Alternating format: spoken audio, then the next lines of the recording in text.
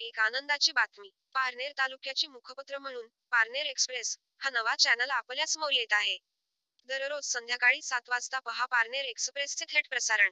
पारनेर तालुक्यातील ठळक घडामोडी, सामाजिक, शैक्षणिक, राजकीय, कृषी बातम्या, मुंबई, पुणे, ठाणे व महाराष्ट्रातील पारनेरकरांची माहिती.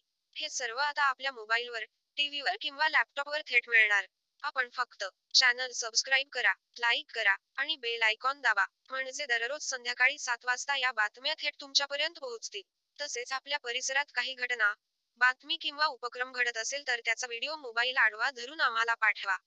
आपणही या समाजकार्यात सामील व्हा आणि आपला आवाज पोहोचवा पारनेर एक्सप्रेस सोबत. धन्यवाद. जय हिंद, जय महाराष्ट्र.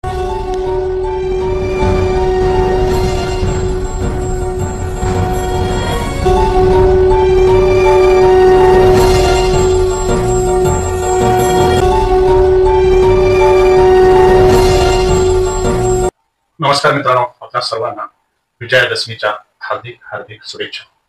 हे विजयादशमीचं पर्व आहे मित्रांनो. दसरा आणि विजयादशमी म्हणजे अन्यायाविरोधात, अत्याचाराविरोधात सत्याचा विजय होणे.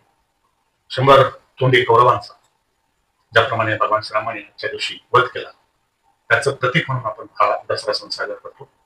आणि याच शुभमुहूर्तावर आम्ही पारनेर एक्सप्रेस नावाचं नवीन युट्यूब चॅनल आज सुरू करतात.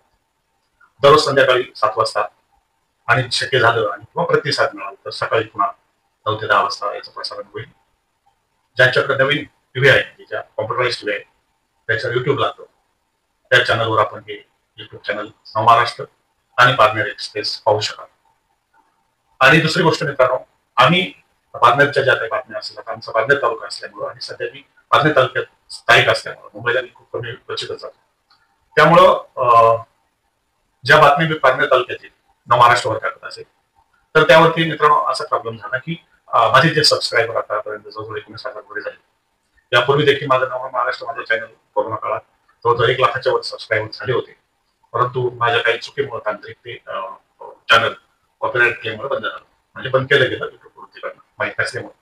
म्हणून हे नवीन चॅनल पुन्हा मी महाराष्ट्र नवीन सुरू केले. आता या गोष्टीला आज 5 वर्ष झाली मित्रांनो.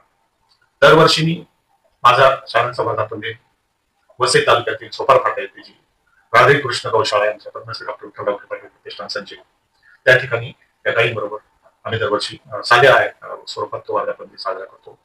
गायींना त्या दिवशी म्हणजे पूजन केलं जातं, नैवेद्य दाखवला जातो आणि मग आजूबाजूच्या लोकांना त्या ठिकाणी भोजन केलं जातं.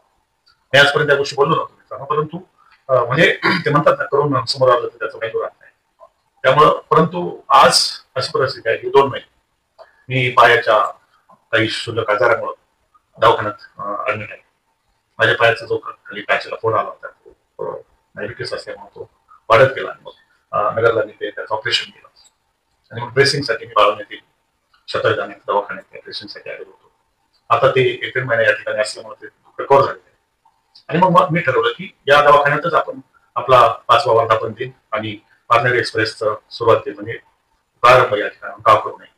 कारण या ठिकाणी जे डॉक्टर राजेंद्र पवार आहेत, त्यांच्या मिसेस दीपाली आव्हाड आहेत, त्यांचे सहकारी सचिन साठे असतील किंवा इतर तज्ञ डॉक्टर असतील किंवा त्या ठिकाणचे नर्स असतील, सफाई कामगार असतील, सर्वांनी अतिशय मोलाचं सहकार्य माझ्या दुखणं बरं करण्यामध्ये केलं. त्यांचं मी शतशः आभारी आहे. आणि मग मी ठरवलं की आपण जाता याच ठिकाणी हा वर्धापन दिन आणि पारनेर एक्सप्रेसची सुरुवात या ठिकाणी करावी. बिना राजकीय मी नेहमी आमचे कार्यक्रम वर्धापन दिनाचे कुठल्या राजकारणी व्यक्तींना राजकारण्यांना बोलत नाही, राजकारणी माणसं हा, परंतु माझे काही मित्रमंडळी आहेत त्यांना मात्र मी अवश्य बोलवतो आणि ते वेगवेगळ्या राजकीय पक्षात असतात, परंतु राजकारणाचा विषय आमच्याकडे नसतो आणि अत्यंत साध्या पद्धतीने आम्ही हा कार्यक्रम या शतायू हॉस्पिटलच्या हॉलमध्ये करणार मान्यवरांच्या हस्ते. त्याचवेळी 5वा वर्धापन दिन आणि तुफान एक्सप्रेस बरोबरच पारनेर एक्सप्रेस हे चॅनल सुरू करू. मी सांगितल्याप्रमाणे काही सबस्क्रायबर आमचे जे चॅनल आहे माझं नाव महाराष्ट्र मुंबई महाराष्ट्र किंवा इतर ठिकाणी केले आहे, त्यांना त्या पारनेरच्या बातम्या पाहून त्रास होता. म्हणजे ते सारखे म्हणायचे तुम्ही हा पारनेरचाच चॅनल कसं करता आणि तुमच्याकडून अपेक्षा आहे की तुम्ही राज्यातील राजकारणावर बोला, देशातील राजकारणावर बोला.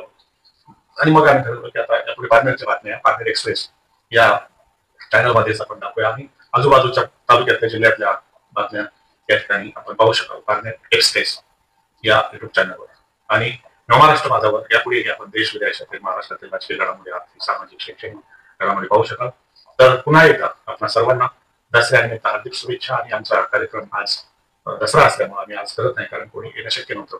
उद्या शुक्रवार दिनांक 3 ऑक्टोबर रोजी शतर हॉस्पिटल भाळवणी तालुका पारनेर या ठिकाणी हा छोटा खानी वर्धापन दिनाचा कार्यक्रम मान्यवरांच्या उपस्थितीमध्ये आणि साध्या स्वरूपात साजरा करू. आणि आपल्या सर्वांचं असंच प्रेम राहू. विशेष करून पारनेर तालुका वासियांसाठी जे नवीन पारनेर एक्सप्रेस पाहून बनवे मीडिया आणि इव्हेंट या आमच्या संस्थेद्वारे आपण पाहू शकाल. आज दसऱ्याच्या निमित्त पुन्हा एकदा आपल्या सर्वांना हार्दिक हार्दिक असे शुभेच्छा. आपलं येणार दिवाळीचं देखील आपल्या शुभेच्छा. आणि ज्याप्रमाणे पुन्हा एकदा सांगतो, रामाने रावणावरती वध केला म्हणजे सत्याने असत्यावरती वध केला, तेव्हा असत्य वागणारे किंवा बोलणारे असे यांचा असाच त्रास होत राहील आणि नेहमी सत्याचा विजय. मित्रांनो, आयुष्य क्षणभंगूर आहे, तेव्हा सत्याचा आज धरून वागा, आपल्याला काही कमी पडणार नाही. आर्थिक सुबत्ता नसेल तरी माणसाला सुख समाधान महत्वाचं असतं. त्याच्याकडे खूप पैसा आहे, खूप संपत्ती आहे, खूप आहे, सुखी असेलच असं नाही. त्यामुळे पुन्हा एकदा आपल्या सर्वांना दसऱ्याच्या निमित्ताने शुभेच्छा. धन्यवाद. जय हिंद, जय महाराष्ट्र, जय शिवराय.